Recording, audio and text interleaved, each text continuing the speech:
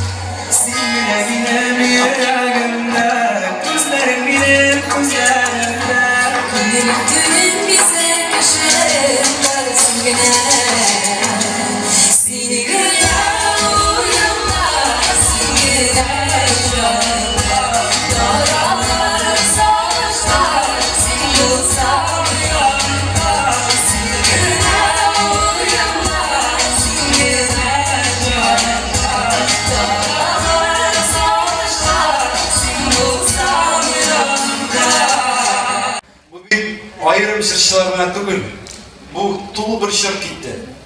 Alar bizning halkını jırlı itkenler, alar bizning tilimizni saqlab qolganlar. Hem indi biz yaş bu artistlarga da alar her vaqtda da hayırlı haqlı buldular.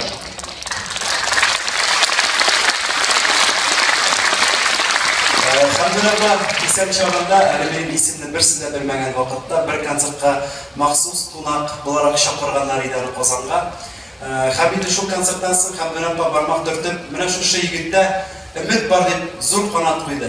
Rahmat deb cheksiz. Hozir endi kelasi jillarimizni mana shu buyuk shaxslarimizga bag'ishlab uzatimiz keladi.